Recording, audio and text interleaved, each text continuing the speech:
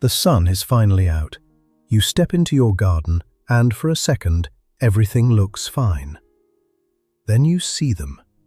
Dandelions scattered across your lawn, weeds pushing up through the cracks in your patio, and that familiar feeling that no matter how many times you deal with them, they always come back. Here is the truth. Most people are fighting weeds the wrong way. They pull them out with their hands, spray whatever is cheapest on the shelf, and hope for the best. And then wonder why nothing changes. In this video, I'm going to show you how to get rid of weeds properly, both in your lawn and across your patio and paving. Two completely different problems, two completely different solutions, and one approach that will stop them coming back for good. Let us start with the lawn, part 1.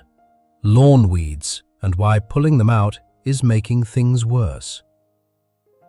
When you see a dandelion in your lawn, the instinct is to grab it and pull. It feels satisfying.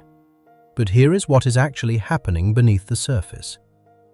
A dandelion taproot can grow up to 30 centimeters deep into the soil. When you pull the leaves and stem out by hand, that root stays exactly where it is. And within weeks, sometimes days, a brand new plant grows straight back from it. You are not removing the weed, you are pruning it. So what actually works? For individual weeds, use a long-handled weeding tool designed to extract the full root. You insert it into the soil alongside the root, lever it out cleanly, and the entire plant comes with it. This works brilliantly for dandelions, plantain, and thistles, anything with a deep single taproot. But if your lawn has a widespread weed problem, clover spreading across large areas, or patches of creeping buttercup, a manual tool alone will not be enough. This is where a selective weed killer comes in, and I want to be very clear about what selective means, because this is where a lot of people go wrong. A selective weed killer is specifically formulated to kill broad-leaved weeds, things like dandelions, clover, and daisies, while leaving your grass completely untouched. It works because grass has a different biological structure to broad-leaved plants, and the active ingredient targets one without harming the other. Apply it on a dry, calm day, never when rain is forecast, and keep children and pets off the lawn until it has fully dried. Within 2 to 3 weeks, the weeds will yellow, shrivel, and die. The grass beneath them will close in and recover naturally. And once the weeds are gone, here is how you stop them coming back. Raise your mowing height. Most people cut their grass far too short. When your grass is kept at 3 to 4 inches, it becomes thick and dense enough to block sunlight from reaching the soil surface. Weed seeds need light to germinate. No light, no weeds. Your own lawn becomes its best defense. Part 2. Patio and paving weeds, a completely different problem. The weeds growing between your paving slabs and along your patio edges are not the same as lawn weeds, and they should not be treated the same way. First, the mistake most people make.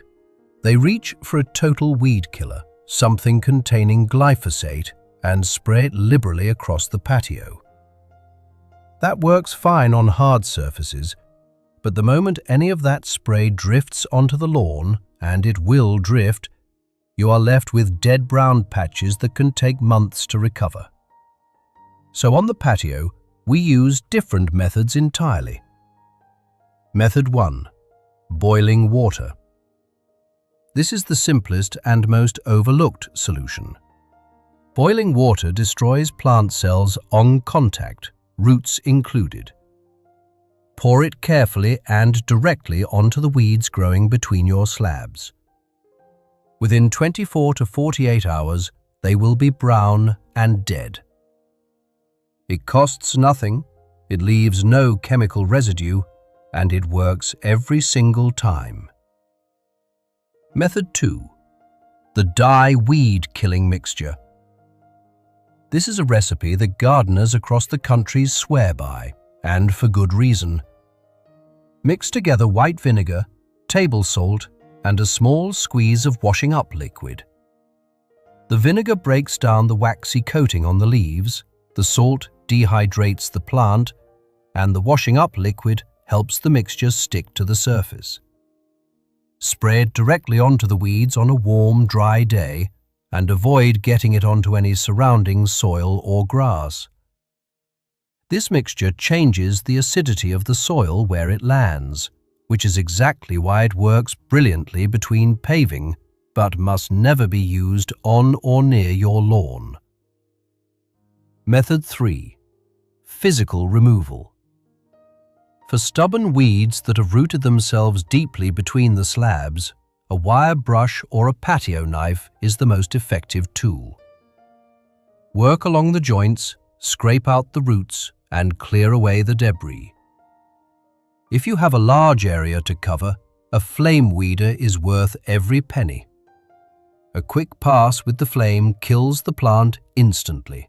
No chemicals, no residue, no mess. Part 3. Prevention. How to stop weeds coming back permanently.